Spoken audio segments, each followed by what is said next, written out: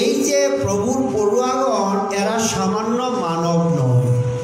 এখানে বিশেষ করে জানার বিষয়ে মহাপ্রভু যদি পরতত্ত্ব সীমা হয়, ন চৈতন্য কৃষ্ণ পরতত্ত্বম পরমিহ, তাহলে মহাপ্রভু যদি পরতত্ত্বের চরম সীমা হয়, আমরা তো ভাগবতকে পাচ্ছি কার কৃপায়? অর্থাৎ নারায়ণ ব্রহ্মার হৃদয়ে প্রেরণা করেছে।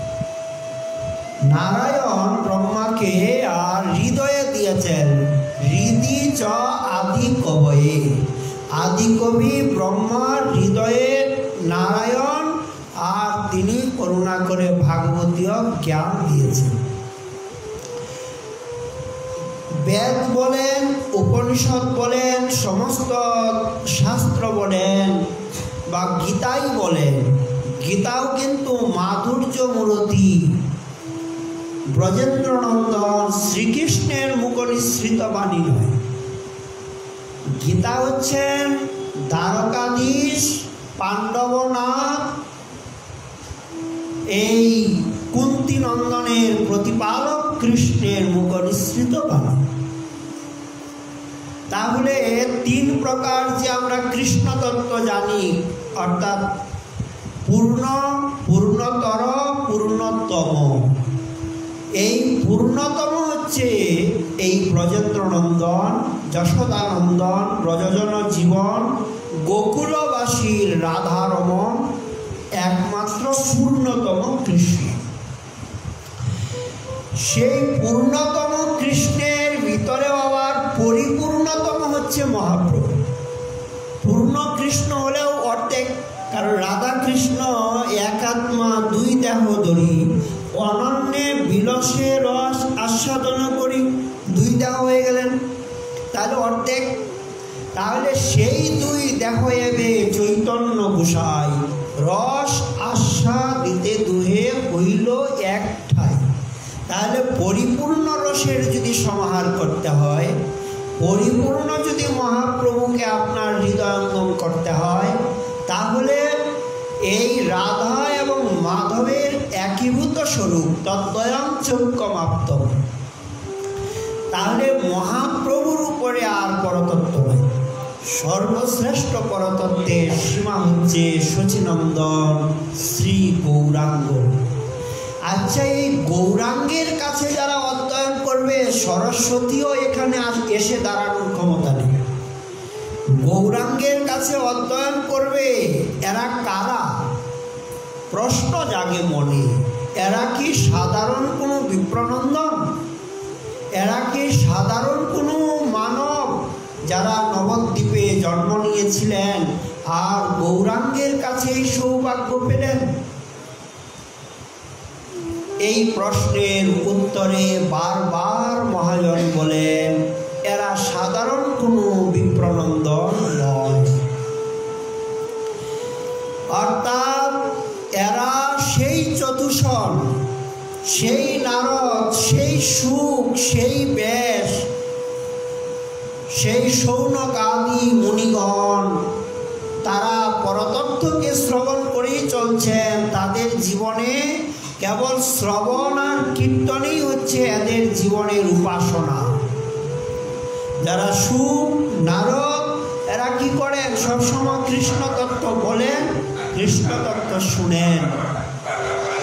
এই যে কৃষ্ণ তত্ত্ববেত্তাগণ, তারা পরিপূর্ণ কৃষ্ণ তত্ত্বের সমাহার, বেদ, বেদান্ত, বেদাঙ্গ, উপনিষদ, শ্রুতি, স্মৃতি, পুরাণ কোথাও সন্ধান পেলেন না। কারণ কি করে পাবেন?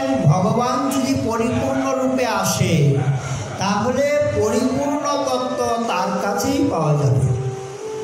ভগবান পরিপূর্ণ রূপে এসেছেন গৌরাঙ্গ হয়ে। এই জন্য শুকাদি মুনিগণ, ব্যাসাদিগণ অথবা চতুষণ, নারদাদি, ভুবন পাবন যারা নিত্য পার্শ্বদগণ, তারাই আজকে গৌরাঙ্গের কাছ থেকে পরতত্ত্বের চরম সীমা, পরাভক্তির চরমতম রহস্য এবং শাস্ত্রের নিগুড়তম যে নির্যাস এগুলি শিক্ষার জন্য বিপ্রনন্দন রূপে নবদ্বীপে বা অন্যত্র জন্ম নিয়ে তারাই এসেছেন অধ্যয়নের জন্য। সেই জন্য বৃন্দাবন দাস ঠাকুর বলছেন, সেসব কৃষ্ণের দাস জানিহ নিশ্চয়। এরা সাধারণ কেউ নয়, কৃষ্ণের দাস জানিহ নিশ্চয়। কৃষ্ণ যারে পড়ায়েন সে কি অন্য হয়? স্বয়ং কৃষ্ণ যাকে পড়াচ্ছেন এরা কি অন্য কেউ পড়তে পারবে নাকি? ক্ষুদ্র জীবের ক্ষমতা আছে? পুণ্ডরিক বিদ্যানিধি কে? আপনি যখন দাঁড়াবেন তখন দেখতে পাবেন তত্ত্ব অবলোকন করে, ইনিই ব্রজের বিষবানু মহারাজ। যখন আপনি নারদের দিকে দাঁড়াবেন তখন ইনি কে?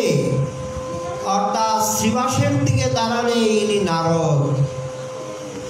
আপনি যখন মুরারির দিকে দাঁড়াবেন ইনি কে? তখন আপনার হৃদয়ে ভেসে আসবে হনুমান।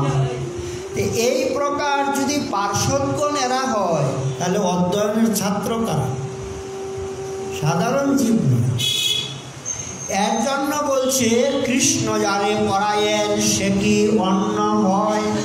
সে কি অন্য জীব কৃষ্ণের কাছে অধ্যয়ন করতে পারে? আরে যে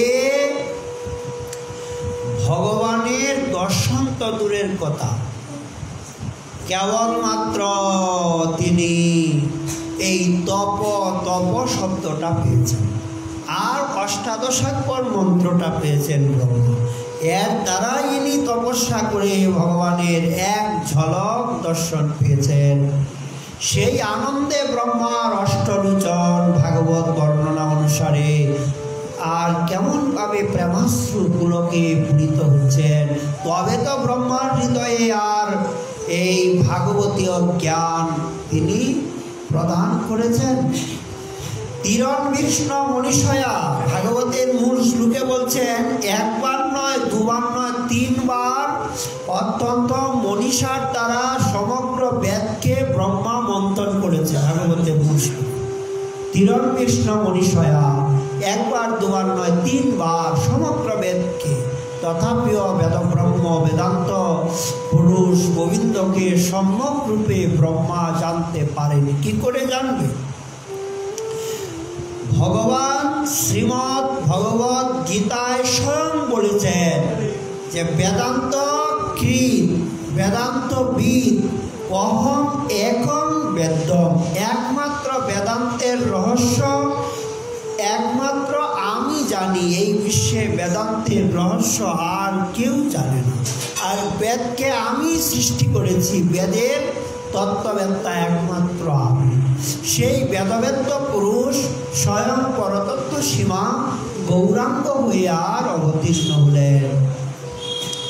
এই জন্য ব্যাসাবতার বলছেন, ইহাদের চরণে মোর কোটি নমস্কার। যারা প্রভুর ছাত্র হবার সৌভাগ্য পেয়েছেন সেই সমস্ত ভাগ্যবান গৌরাঙ্গ লীলার নিত্য সহচর গৌরাঙ্গ পরিকর ভুবন পাবন গৌরাঙ্গের অনুচর বিদ্যার্থীগণের চরণে একবার নয়, দুবার নয়, কোটি প্রণিপাত।